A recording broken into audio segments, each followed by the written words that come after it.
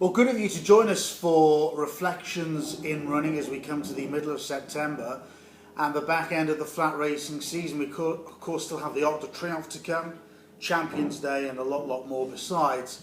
3 horses for you to have a look at. Go and have a look at the form, tell me what you think, maybe come back to us on the Easy Odds website and give us your point of view. The first one is a horse that ran at Chester last Friday, and in fact this horse should have won his last 2 starts at Chester.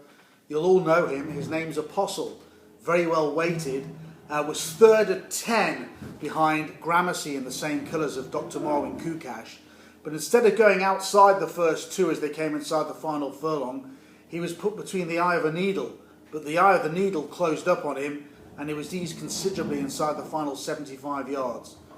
Granted a clear run, there's no doubt about it that Apostle would have won. He'll probably go up a couple of pounds for this. But when he gets easy ground, especially at Chester, but anywhere really, and he could win a Fibersan contest this winter, a nice one, he is on a winning mark. The cat is out the bag to a certain extent, but you want to have Apostle on side next time with a bit of giving the ground. Let's move on to Doncaster, the St Ledger meeting. I could have chosen 4, 5, 6 horses from this Ladbroke St Ledger Festival. I'm going to choose 2, the first of which ran in the 6.5 furlong handicap, won by the rejuvenated Hoofit, the former Stewards Cup winner. But there was a horse that finished in 4th spot that really intrigues me, called Horster Keynes, trained by David Simcock, who a couple of years ago was a really interesting horse who I thought was going to make Group 3 company possibly better, when given his optimum conditions of 7 furlongs on fast ground.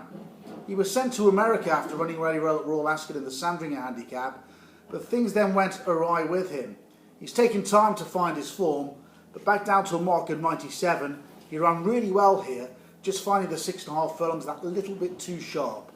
Optimum conditions, 4 Horster Keynes, fast pace, 7 furlongs, fast ground, covered up, and he's got a sharp turn of foot, and he will win off a mark of 97 in the near future, as long as the ground is knees before the end of the season and he finds a fast ground opportunity.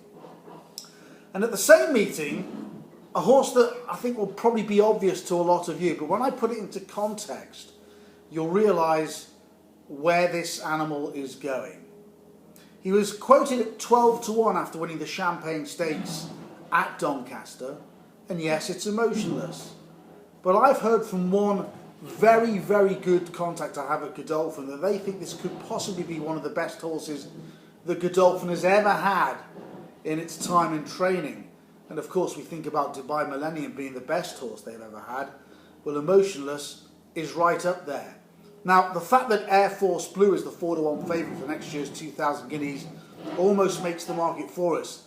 I managed to grab a little bit of 12 to 1 and then 10 to 1 about Emotionless for next year's 2,000 guineas. But for me, he's still an each-way bet to nothing at 8 to 1.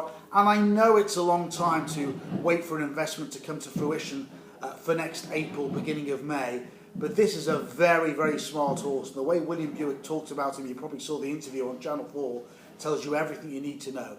The big matchup will come in the Dewhurst Stakes, when he'll take on Air Force Blue to determine who will go into winter as a 2,000 guineas favourite. And I am absolutely positive that if he's on the same form and improves a few pounds again, as you'd expect, that Emotionless will beat the Aidan O'Brien horse.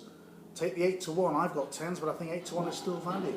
That completes our Reflections in Running for this week.